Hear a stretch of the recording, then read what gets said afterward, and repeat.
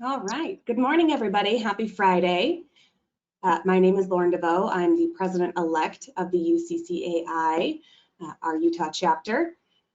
So I want to just preface you guys for some upcoming events we're excited about. We've got a webinar for managing new communities coming up on May 14th with Bert Willey and Scott Welker.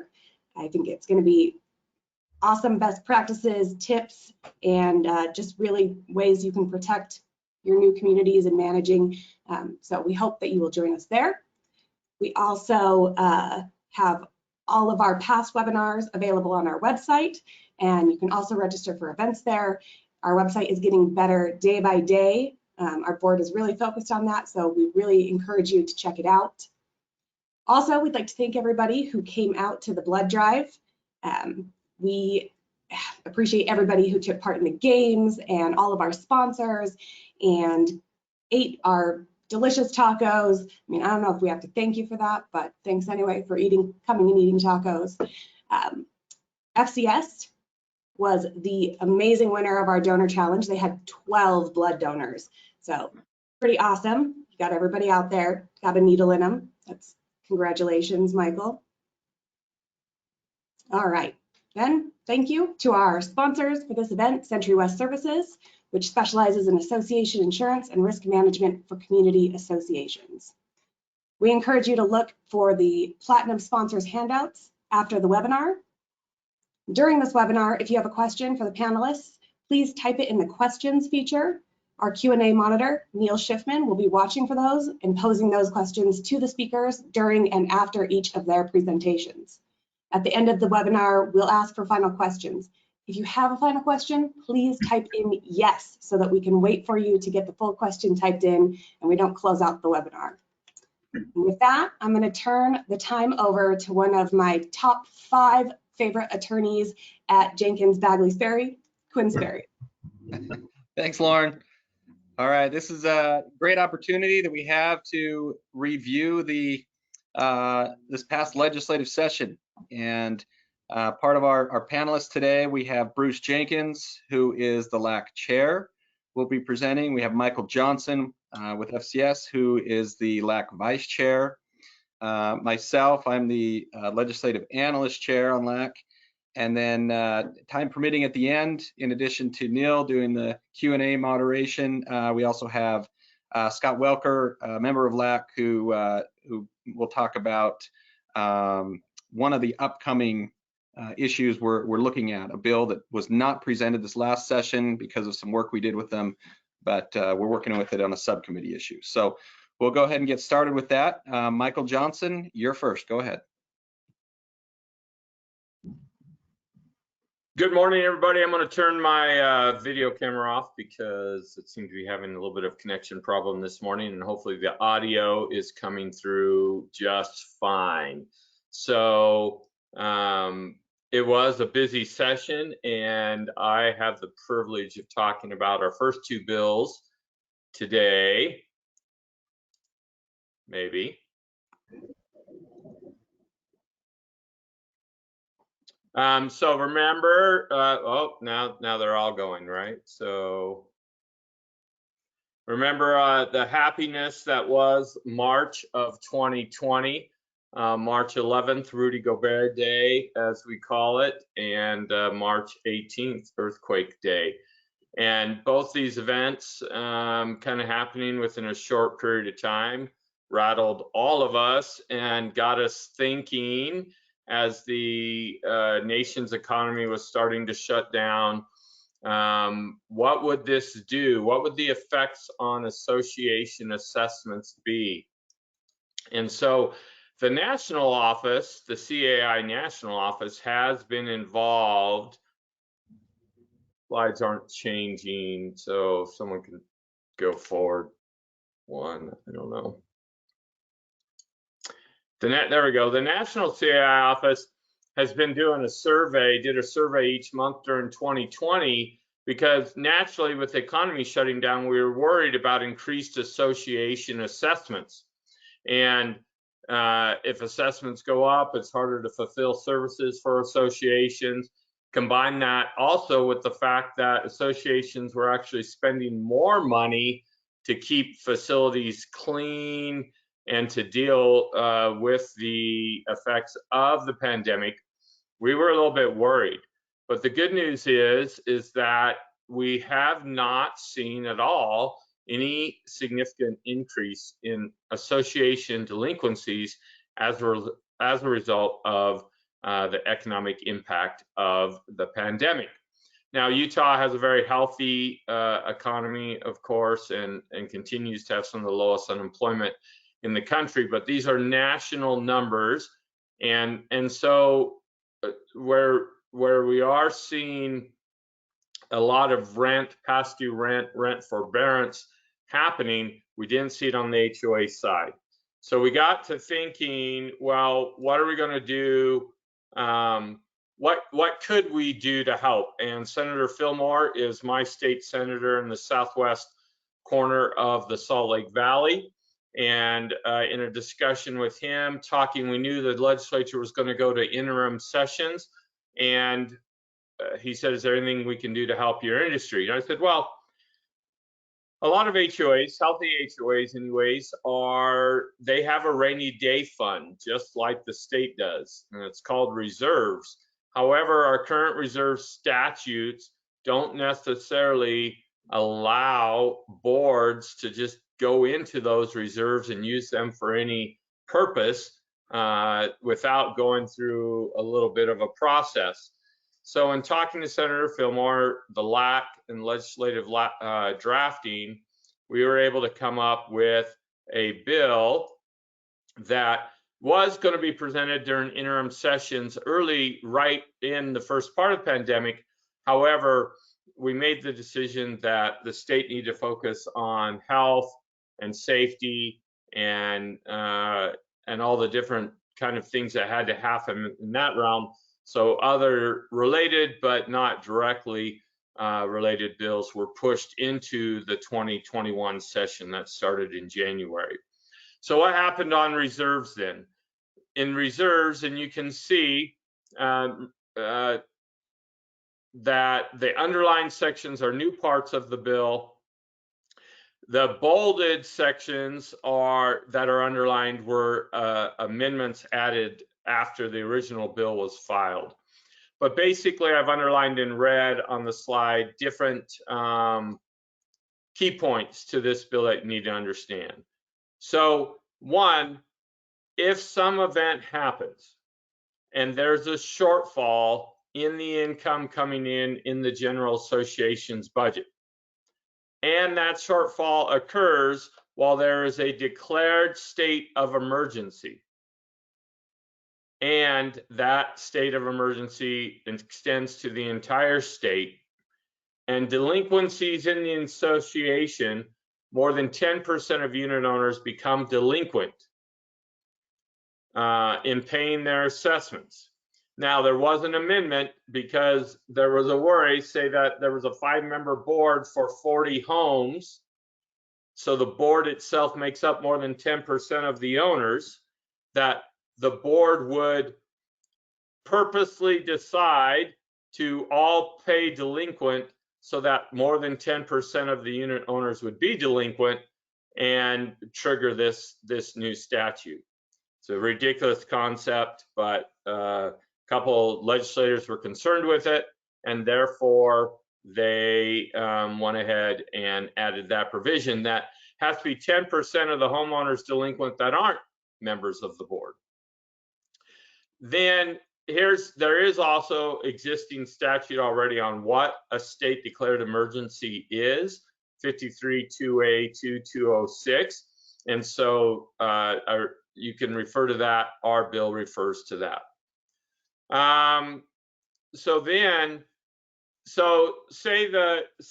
Thankfully this didn't happen, but say the next major statewide emergency event happens, there's a big shortfall, more than 10% of the non-board members are delinquent, and the board decides to start moving money from reserves into the general operating fund to cover expenses.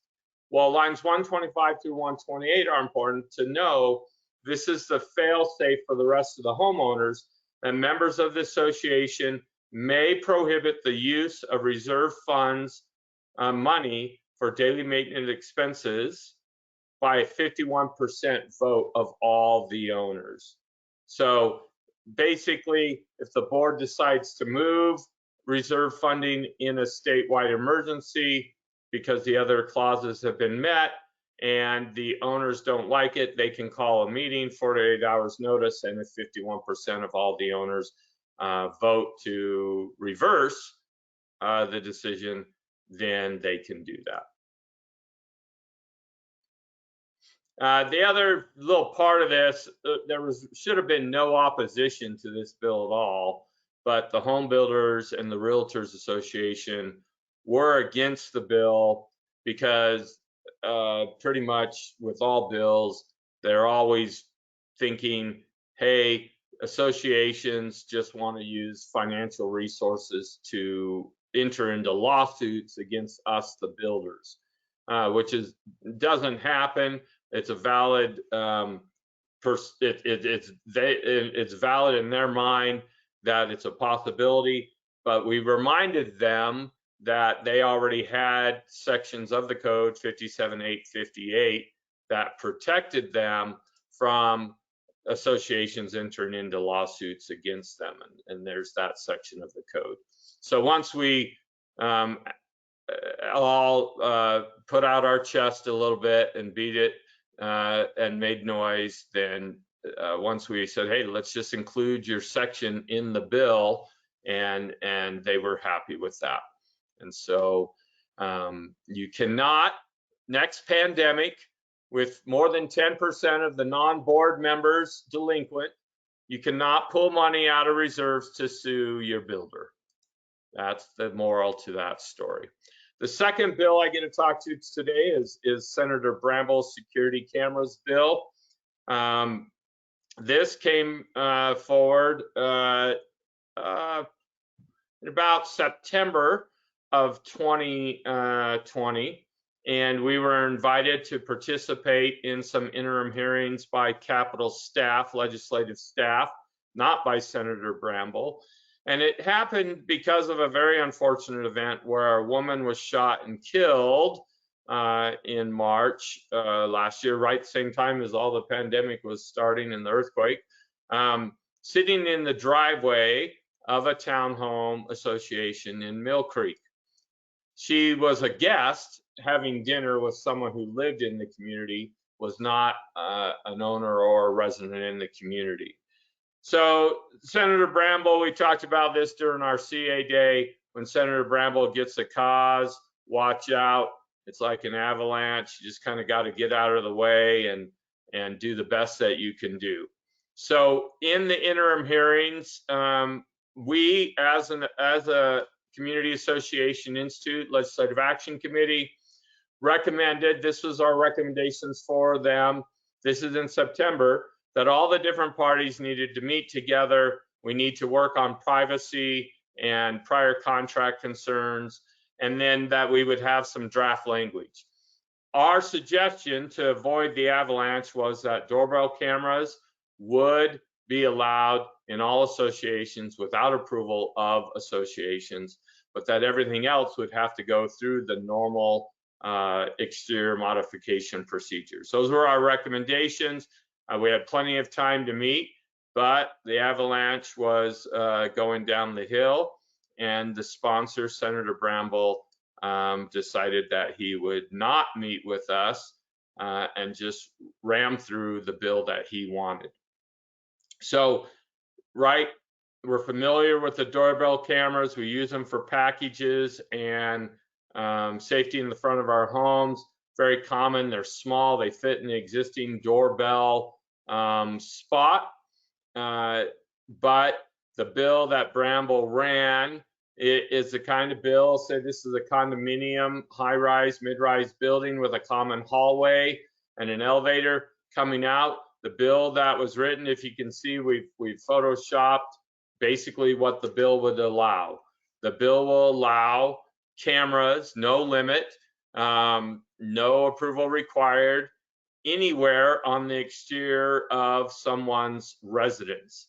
So even if there wasn't a need for it, say you're on the 15th floor of one of our downtown high rises, you could put one out on the balcony looking down at the neighborhood pool or something like that. So here's what it says. A rule may not prohibit a unit owner from installing a personal security camera. We were able, once it got over to the House, to get a couple of amendments, and that's the bolded ones, immediately adjacent to the entryway window or other outside entry point of the owner's condominium unit. So it was important to us that they can't do it everywhere, but immediately adjacent to what is the definition of that. So then a rule may prohibit a unit owner from installing a personal security camera in a common area not physically connected to the owner's unit. So, and then it also is there for the non-condominiums in the 57-8A Non-Condominium Act. So we hope to have, if you have examples of owners who get excessive and put up lots and lots of cameras on the exterior of their home, please let us know, and so that we can go back to the legislature and talk to them if there are any problems. We hope that people won't take advantage of it, and time will tell. But thanks for listening. Quinn. Thank you, Michael. All right, the next one we're going to talk about is HB 374. So some of you may have seen this headline in January of this year in a newspaper about a BYU professor who is a history professor, was going through the title of her home and discovered a document from back in the 40s that essentially restricted any conveyance of the property to someone who was not Caucasian. And you know, she obviously, with many of us, that causes concern. We know that's no longer enforceable because of different laws with civil rights and discrimination laws. But still, she didn't even want it on title. So she was looking at ways that she could get that removed, and it hit the paper. Luckily, and I think it was great timing, this session we did have, my slide's not advancing. Michael, if you're still on there, maybe you can, there we go. We did have HB 374, which amends Utah Code 57-21-6.1, which does allow an individual homeowner and then also owners in community associations to remove discriminatory language that are in recorded covenants, such as that BYU professor found in hers. So discriminatory language that is addressing a either an express or a preference limitation and discrimination based on race, color, religion, sex, national origin, familial status, source of income, disability, sexual orientation, or gender identity can be, well, if it's not, even though it's not enforceable, you can record something explicitly stating that is no longer enforceable and void. The bill was initially just set up that any individual homeowner could go and record a document against their property, and it did not address anything involving community associations. So you can start to imagine some of the chaos that could ensue if owners were just allowed to go and record things against their own home in a community association and cause some issues there. So our National CAI and our Legislative Action Committee got involved, and National CAI had some language they'd used in other states. And so we were able to take some of that language and incorporate it into a substitute bill for HB 374, which addressed how you can do this in community associations to help us out to avoid some of that chaos that could come up. So if you are in a non-community association and you find some of that discriminatory language in a recorded covenant, then the individual homeowner can just go and record a document that includes this language in the statute. So stating that any provision in a previously recorded written instrument that expresses any preference, limitation, or discrimination based on those discriminatory factors that are identified, they can just go record it, which is a great improvement that we have. If you are in a community association, then you do have an additional step, which makes sense to help us keep some order and control. And also, if you have that discriminatory language against one unit or lot, then we want to resolve it against all, so that there's not a potential fair housing claim looming out there, even if you're not trying to enforce it, but just the fact that it's in those documents that somebody may try to bring a claim. So if it's in some older community association documents, then the owner gets to make a request to the association that the discriminatory language be removed. The HOA, through its board, then has 90 days to investigate the owner's request, look at the documents, verify whether or not the discriminatory language actually does exist. And if the language is there, then the board, through a majority vote, may adopt and record an amendment to the governing documents. So the statute does not require the board to go out and get a vote of the owners. It's just a majority vote of the board who can go and amend the document and record an amendment with the language that was on the previous slide to expressly invalidate that discriminatory language in the recorded covenant. And then the last part of the statute is to eliminate any barrier from somebody that may have some financial burden in recording these documents. The county recorder should not charge fees for this type of an amendment. So I think it'll be interesting to see on the very first one if the county recorder tries to do that and how we address it. But they should not be charging. If an owner or an association does try to record an amendment that oversteps the bounds of this statute by trying to amend something other than just that discriminatory language, then they can be charged.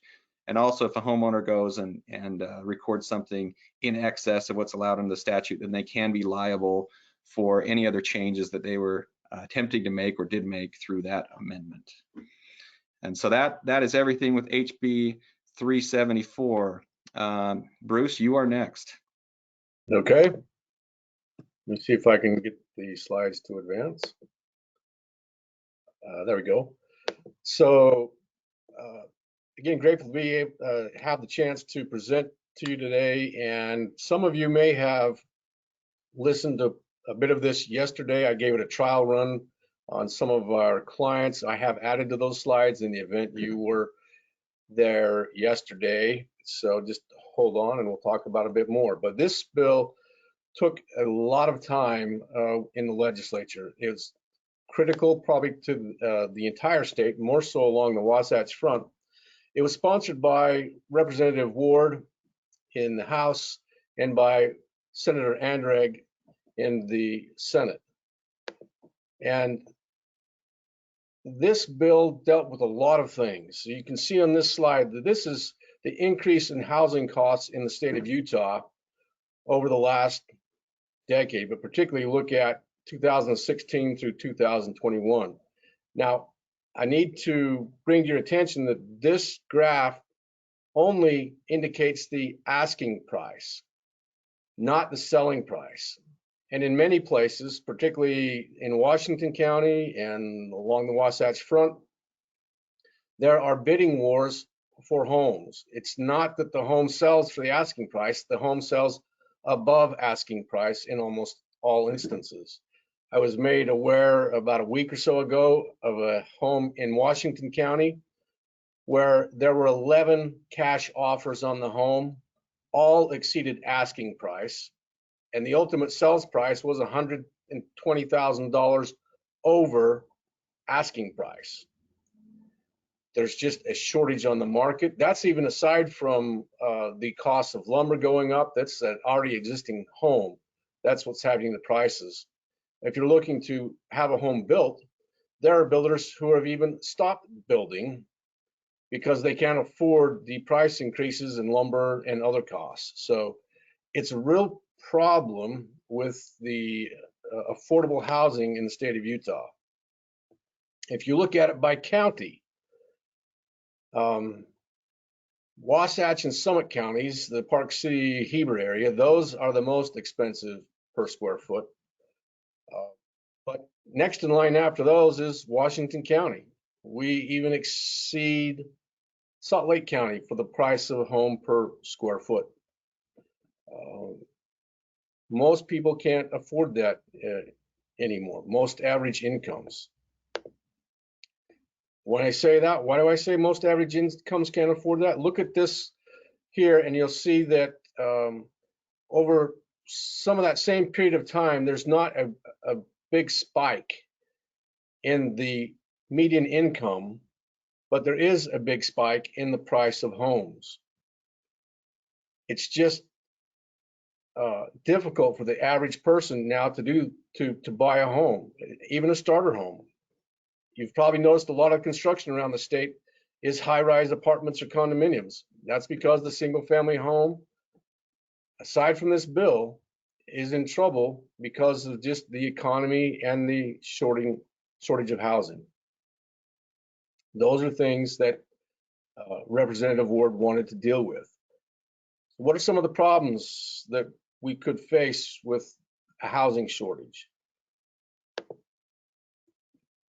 This might look overly dramatized, but if you go to places where the housing market has outpaced the general public, Seattle, San Francisco, LA, and in some places in Utah, you will find tent camps. You will find people who are homeless.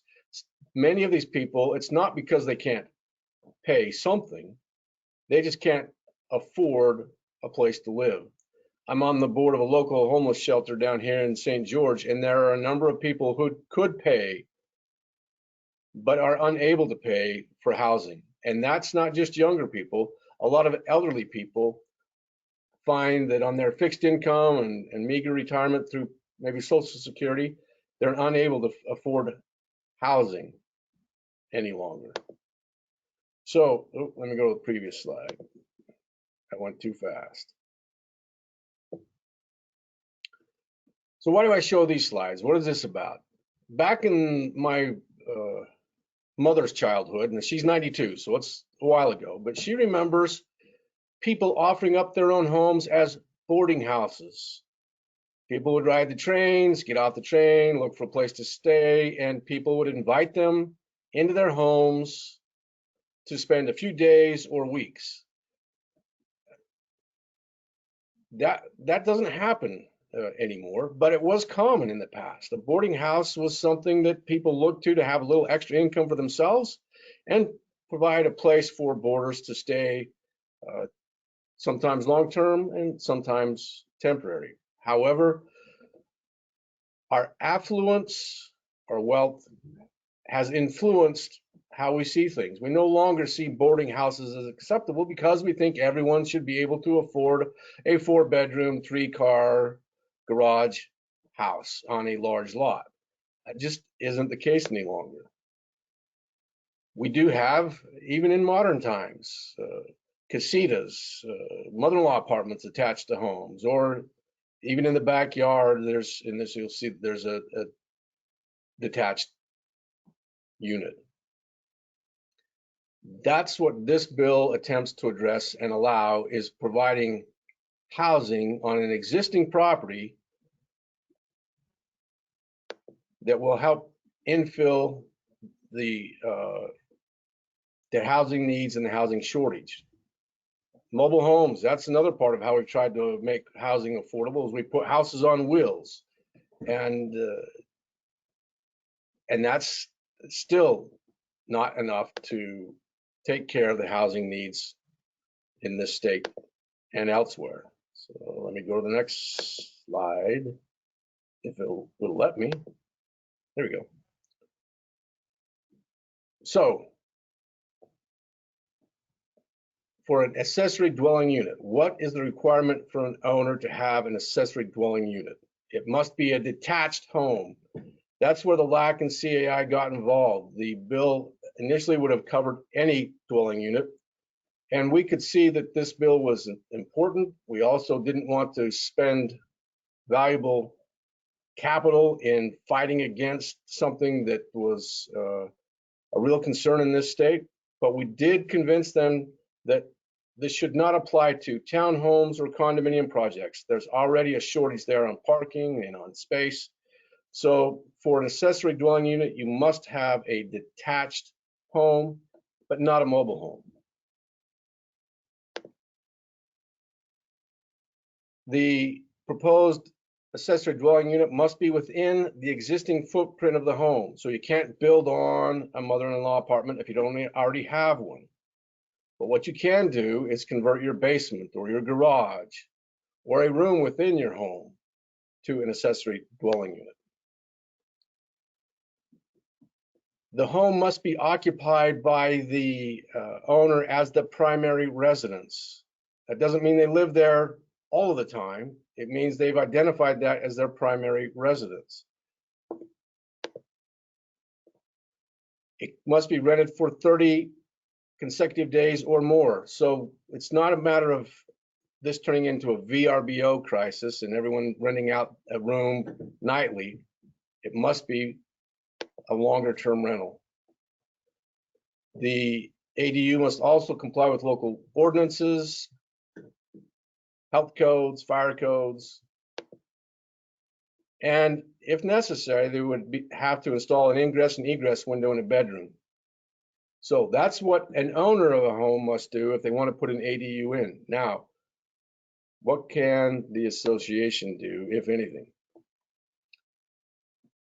HB 82 does not prohibit the following, and therefore I say the HOA can do the following. The HOA can make the following requests of an applicant for an ADU.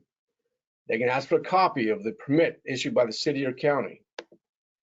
They can ask for proof of the additional parking requirements from the city or the county. A copy of the business license for operating an ADU. A copy of the lien held by the city or county. Now, I'll talk more about that, but that's an enforcement mechanism that the city and county has reserved, is the ability to place a lien on a home if the owner fails to comply with the ADU requirements. You can also seek verification of the minimum lot size for an ADU if the city or county has adopted a minimum lot size requirement. Again, I'll address that a little bit more here in a minute. So municipalities may do the following things. And the reason I say may is the statute doesn't require these things. The statute, or the HB 82, allows municipalities and counties to decide if they're going to impose these restrictions. So first, additional parking. If you're going to put in more occupants, then the city can require more parking. The city or county could require that an ADU must be on a lot which is 6,000 square feet or larger. They can require a permit to use an ADU. Now, unfortunately, HOAs are not afforded the same restrictions. It's not like the association can say, look, our lots are 5,000 square feet in size. You can't have an ADU. That's not for the association to decide. That's for the local governmental entity to decide. So we suggest that you work with your local municipality or county representatives to adopt restrictions on the ADUs. There's a time frame within which to do that. We have a window of time. I'll talk about that more near the end, but there's a window of time to work with your legislative officials or representatives to get this done before the bill takes full effect.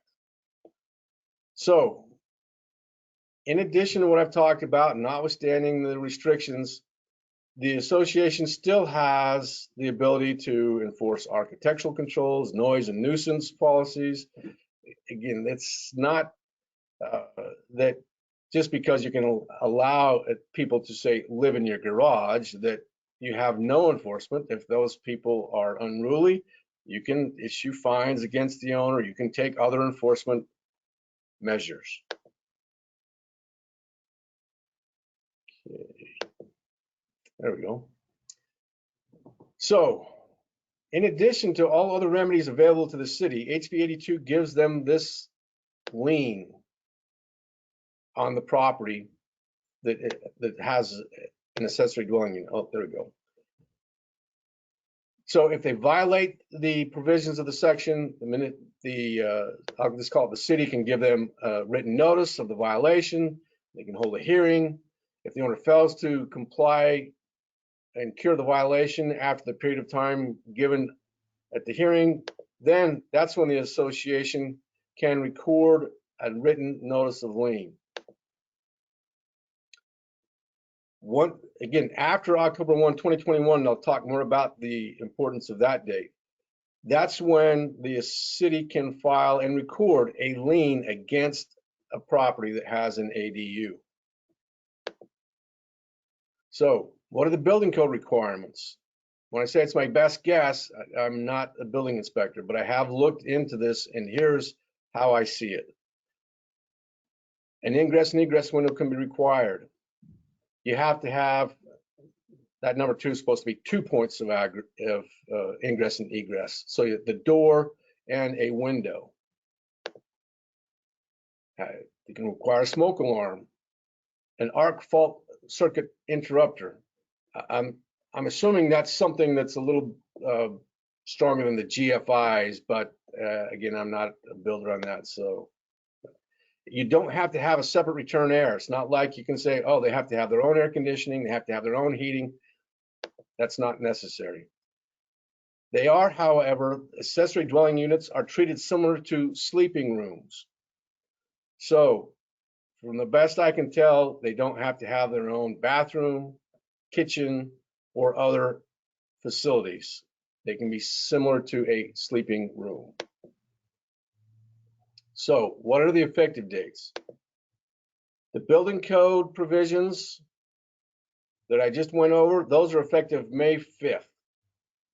The rest of it, however, is not effective until October 1, 2021. That's a sunrise date. It gives cities and associations a bit of time to put in place restrictions that would deal with accessory dwelling units. So again, most of those restrictions will come from the municipality or county. So they have a window of time to require parking, minimum lot size requirements, and other requirements that would protect associations and individual homeowners with respect to the accessory dwelling units.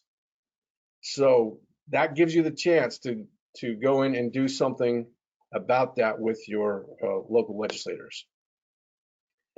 So just in looking at this, you might feel like it's a train wreck, or if not a train wreck, you have a house and you're trying to shove another living unit inside of it, in this case, a mobile home running into a house. It may feel that way. It may feel like your ability to control things through your covenants has been taken from you. However, I'll explain it this way. All contracts, and the CC&Rs would be a contract, are subject to certain rules of construction. They can't be illegal, as an example. If they're illegal, they're unenforceable. A contract also cannot be against public policy. Well, what's the public policy announced in HB 82? The public policy is that there is a housing shortage in Utah. Utah is mostly a state comprised of public lands. There's only so much private property to build upon, and along the Wasatch Front, there's not, relatively speaking, a lot of that left. The housing prices are going up. There is a housing crisis. If Utah can't house its workers, then its economy will suffer. All of those public policy things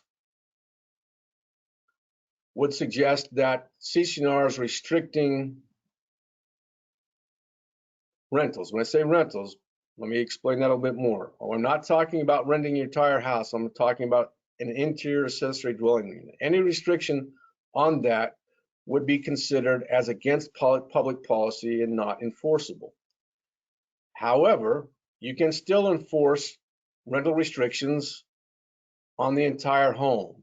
That is, let's say you've adopted a rental restriction in your community that says we only allow 20% of the units in our community to be rented. That will still be enforceable, particularly in the situation where you have the entire home being rented. The homeowner doesn't live in that house. It's an investment property for them. The home is up for rent, and this legislation has no effect on that. You can still restrict that rental. You can still live with your 20% rental cap. If, however, someone converts their garage or their basement to an accessory dwelling unit, that rental restriction will not affect that use of the home. If someone converts a room inside their home to a sleeping room / accessory dwelling unit, your rental restriction will not affect that either. One of the questions yesterday was, well, gee, what about the owner now as their primary resident and their tenant living with them? Can we restrict the use on the facilities? There already is, in the Community Association Act, the ability to charge a fee to an owner of a unit that retains the right to use the facilities concurrent with the right of their tenant to use the facilities. So there is some ability to control that, but I don't think it would be prudent or wise or enforceable to say that the tenant in the accessory dwelling unit simply cannot use the recreational facilities.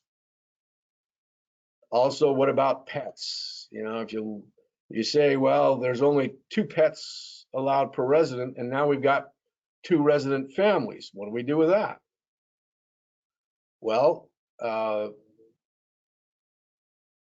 think that those pet restrictions, at least in today's world, don't have the force and effect they used to, because if anyone claims that they need a pet for an emotional, well, not a pet, need an animal for emotional support, they go to the doctor, they get a paper, they're going to have an additional animal, notwithstanding the restrictions.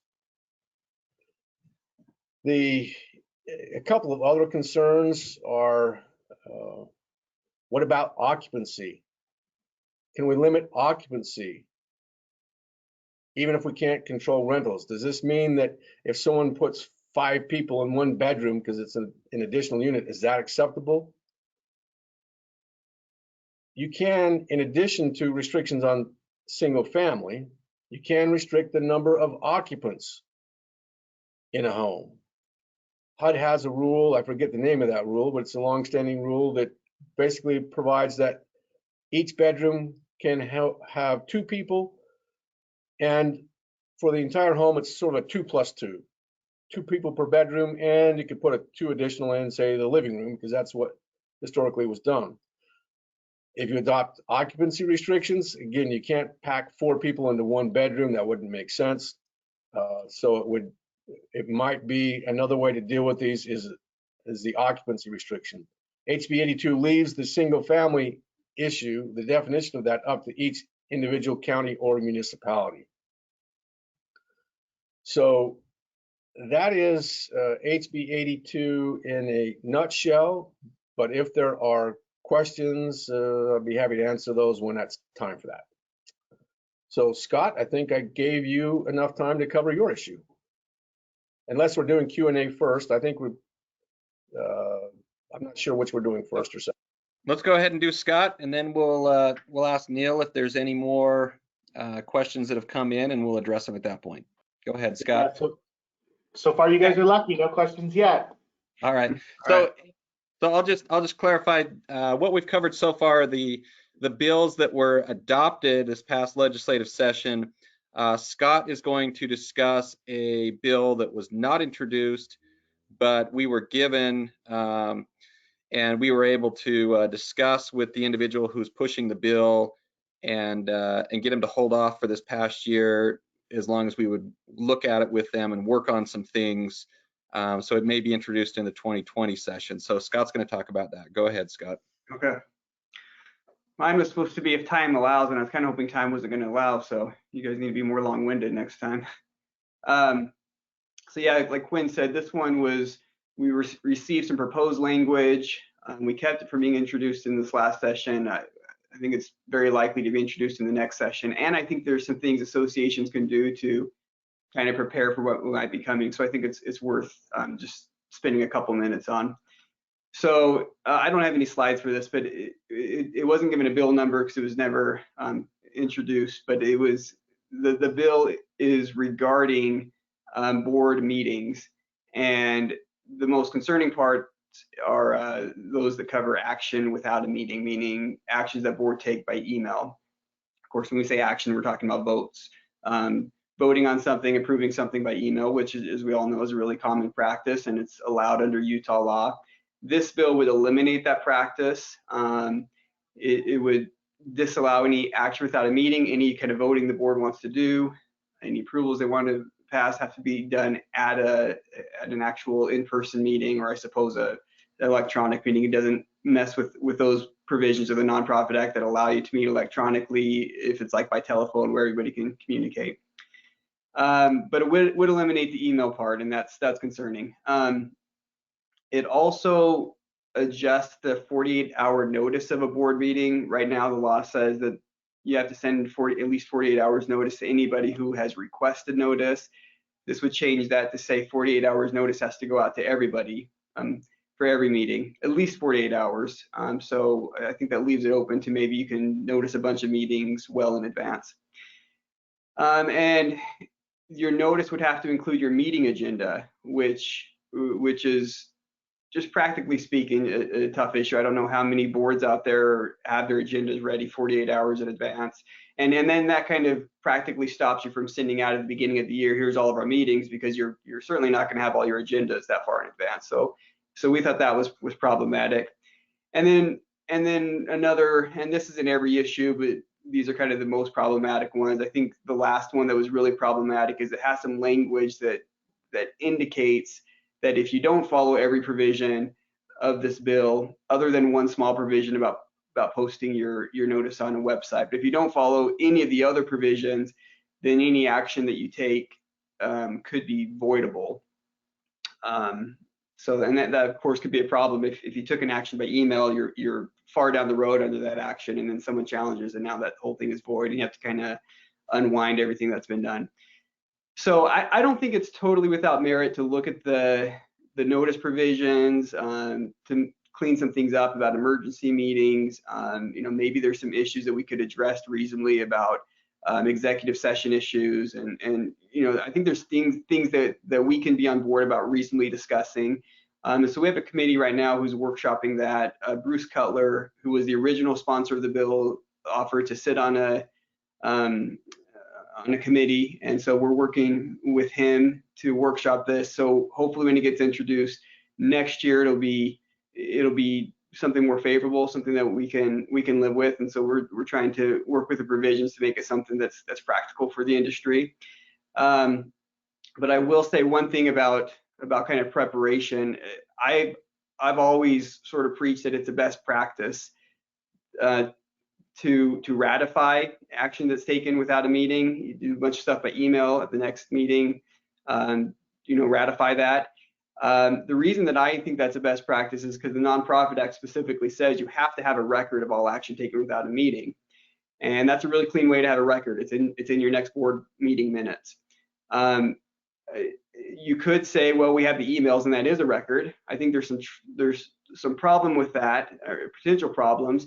You might also have other things mixed in with those emails that you don't want to turn over when somebody asks for your action taken without a meeting, and maybe you forget to redact some of it, or maybe it just becomes a more administrative problematic. So if you're in the practice, or if you're not in the practice of ratifying that action, or having some organized way of keeping record of the action that you take without a meeting, something a little more organized than just having to sift through a bunch of emails, then I would say get into that practice. And then I think whatever happens with this bill, I think it's going to be easier for you to comply with any changes that we see if you already have that practice in place and are used to having a record that's easy and ready to hand over to a homeowner or present at a meeting. So that'd be my tip on it, and we'll see what happens with the next session. All right, thank you, Scott. Well, Neil, I'm assuming you don't have more questions, but let us know. One did come through for Perfect. Bruce, and everybody, of course, is welcome to chime in on this. The question was, do ADUs not count towards the HOA's rental cap? So when you're adding an ADU in an HOA and there's a rental cap, what are the circumstances there? How does that play into that situation? Oh, Bruce, you might In be general, I would say that the two are unrelated. And why do I say that? Typically, the rental cap deals with the rental of the home. It's not occupied by the primary occupant. The ADU, the owner must designate as that home as their primary residence. So it's really a separate part, a separate subset away from the rental of the home and rental cap. If there is a, well, again, I just think they're separate. It's not going to be a part of that rental cap. There was a question that Quinn had posed to me. Well, what if someone designates the home as their primary home, but they really never lived there? Well, that's then a violation. I think you go petition the city and tell the city, look, this person's not complying. That's not their primary residence. They're never there. They've just designated that to try to get around the rental cap or whatever other restrictions we have. So, so that's a provision of the bill that if you're going to do an ADU, you as the homeowner have to live in the primary unit. Yes, you must be the primary resident in that unit. But Bruce, that does not require them to live there full time, correct? Correct. It might be a snowbird. They might spend half the year in Idaho, but they might have designated Utah as their primary residence. If they have Idaho designated as their primary residence, then they've got a problem. They can't have an ADU in Utah. It's a matter of the designation of primary residence. So Bruce, another clarification is it's clear in the bill the ADU has to be within the current footprint of the home. Can they do certain changes like adding a separate entrance to allow direct access to a basement to change that to an ADU where it's still within the footprint of the building, but they're just doing an access point? Great question. I'll get to the access separately. Let me first make it even more broad. Let's say someone adds a family room onto their home and said, hey, we just added a family room. Oh, but now I'm converting a bedroom to an accessory dwelling unit. Well, the accessory dwelling unit is inside the original footprint, but now they had an additional family room. They'll probably get away with that. I think they may also then get away with stairwells to basements because they might say, look, I'm just adding a stairwell to my basement. I could still have an accessory dwelling unit and have them come up my stairs and out my front door. But because you're not going to stop that with an accessory dwelling unit. So the exterior basement access is probably going to get by as well. Thanks, Bruce. And the reason I pose that question is I've actually heard some discussion about some programs offering grants or low interest loans for people to make modifications like that to their homes to help them put in an ADU to address the housing situation. So I think we're going to see more of that happening. I agree. I think garages and basements are going to be the primary target. There will be the sleeping room, the individual room, but I really think if someone's looking to make a little extra money, because it has a two-way benefit. The homeowner makes extra money and the occupant gets a little bit cheaper rent. Just my own home as an example. I built a mother-in-law apartment on it because we brought my mother-in-law in to live with us for a period of time. So when it was first built, we built a mother-in-law apartment with it. We currently rent to a couple of college students. Works for us, little additional income, works for them, cheaper rent than they could afford on campus. So a couple more questions. Would this void restrictions on subletting a home? I would say yes. Well, let me take subletting. Now, let me take it differently. The owner, so typically a sublet means that you have a tenant and the tenant sublets to somebody else. The owner must be the primary resident. So the tenant, if there's a tenant in the home, the tenant can't sublet. So the terminology is a little bit different, but does it allow for someone to rent out a portion of their home internally, i.e. sublet a piece of their house? Yes, you can do that.